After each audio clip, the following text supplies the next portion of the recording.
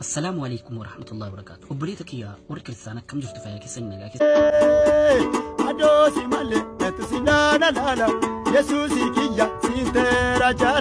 Fenon's Bridal Shower.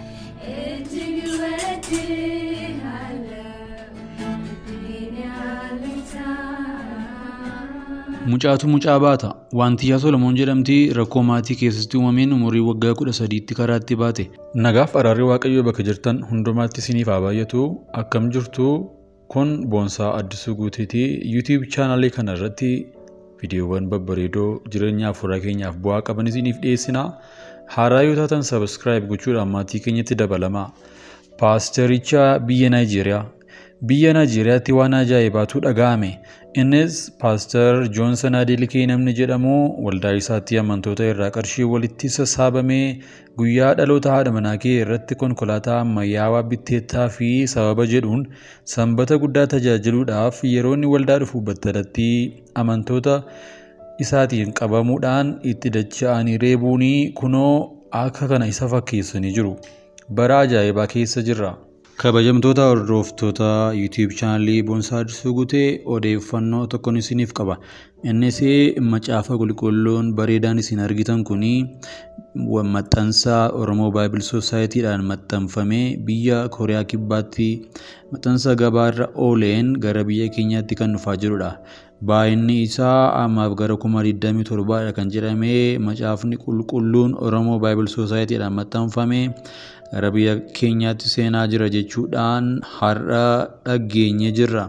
Kanaaf dhaggeeffattoota kabajamtoota hordoftoota keenya macaafa qulqulluu kana argachuudhaaf yoo feetan Oromoo Bible Society magaalaa Finfinnee naannoo Gullallee jirutti argamu dhaqxanii haasofsiisuudhaan yookaan bilbila isaaniitti bilbiluudhaan odeeffannoo kana caalu argachuu ni dandeessu isiniin jenna. Yesusi kiyya sintera jala bese imbanye antolumasi arge galatosi galcha kaye mutale ate wama imbanye akanumasi arge galatosi galcha kaye mutale ate adosi male entusilana lala Yesu Mucaatu mucaa baata wanti yaa Solomoon jedhamti rakkoo maatii keessatti uumameen umurii waggaa 13tti karaatti baate. Umurii waggaa 14tti ulfooftee haadha mucaa taatee akka isheen deessee abbaatti himnaan saanduqa reeffaan ergaa kanuman ishii gargaaruu danda'a jedheen. Haadhatti bilbilaan yoo isheen duute bulchiinsi magaalaa awwaaluu jette. Deebisteef bara abbaan dhalatti bineensa ta'uu bara haati dhala isheetti bineensa taatu bara hamtuu keessa jirraa yaa jara keenya. Kunoo ilaala mucaatu mucaa baata. Akkaataa itti mucaa baatan illee ogeessota fayyaatu itti agarsiise. Kana keessatti dhibee garaagaraatiin rakkatti. Maqaan mucaa ishee immoo Kennaadha. Kan bubbule raajii argaa bara itti hamminni jal'inni jibbi dagaagee hundee gad fageeffatee amma immoo daraaree ija godhate keessa jirra. Baroota keessatti namni hamaan hamminnis inuma jira. Kan akka bara keenyaa garuu ani hin beeku. Waaqayyo araara nuuf haa godhu, qalbiin keenyas gara wangeelaatti haa deebi'u. Bakka sodaan Waaqayyoo hin jirre kunoo jal'ina ta'anii dhaggeeffachuudhaaf gurratti ulfaatu akkasitu ta'a. Waaqayyo araara nuuf haa godhu. Sodaachisa sammuu namaa jeequu addunyaa mudatee uumamni yoo jedhe karaa bitaa mirgaa waraasi baay'ate isa durii caalaa jal'inni hammaate biyyi yoo jedhe waa socheensi lafa bakka bakka ta'e hundeen lafa baatus yoo dhee tarsee biyyi yoo jedhe السلام عليكم ورحمة الله وبركاته. وبريتك يا وركرتانا كم جرت فيها كسنة لكن وعليكم السلام ورحمة الله تعالى وبركاته. الشيخ أحمد أبو اتق الله ربي ستتو واي جرك نكي سابي ربي ستتو أحمد أموك نو كنا نلفتت جرك نئيسي بقى جرك رستانا كنا إيسي ياكي yoo barbaade quraana keenya nu barsiisi malee masaafa jarkanaa dhiisii waa'ee jarkanaa dhiisii taqillaa rabbii keessatti ta'u Ahmad ammoo gadi kaatee taasisi malee wallaahi jarri kiristaana dhufanii islaamummaa keenya nabiyyi keenya tuqaan jiran wallaahi summa wallaahi si dhaqee qubatti kaa'aa jira wallaahi si dhaqee qubatti kaa'aa jira Ahmad gaadhaa baddu baqaan gaasii ati maaliif booti yoo waa bartasiyyate rabbii rasuulii jedhi inna hanillaahi Fenan's Bridal Shower.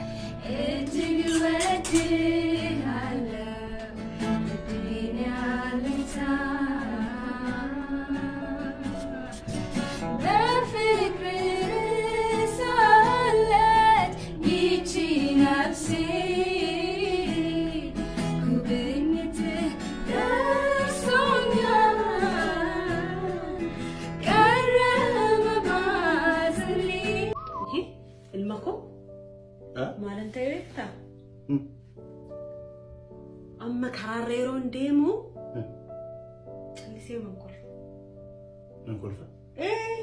na kolfisiisa waan isaas hin beeku na kolfisiisa kolfaaman deema karareeroon deemu maalinooti akkasii qunnamee beekasi taate beektaate maalini garuu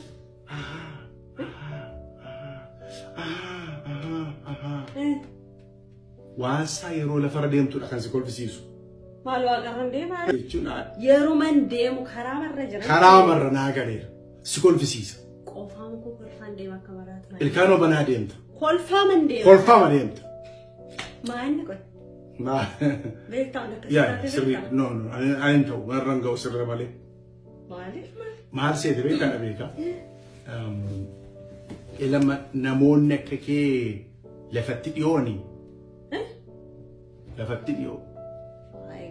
Maalni gamaan ashburii maaltu fidere? Ashburii miti? Namoonni akka kee lafatti dhiyoo jirtan yeroo karaa kana gubbaa deemtani qoosaa namoota dur dhumanii lafa kee haa qoosan dhagaa deemtuu si alaba.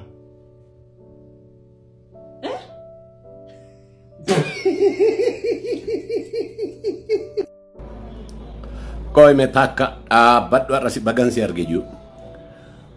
Kuni erganko kun dawa caaludha.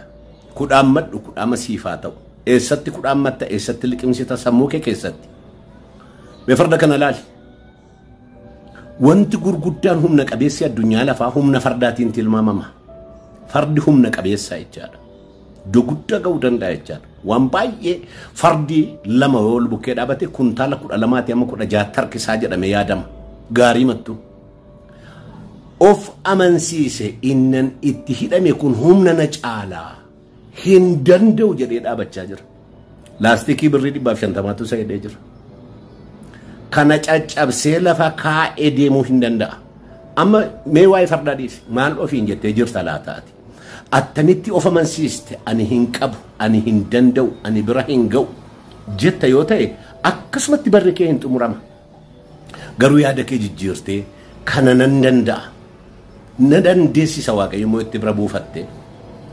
Yoo kaateef lafa galma kee geessa. Mee fakkeenyaaf nama tokkoon si fudhaa.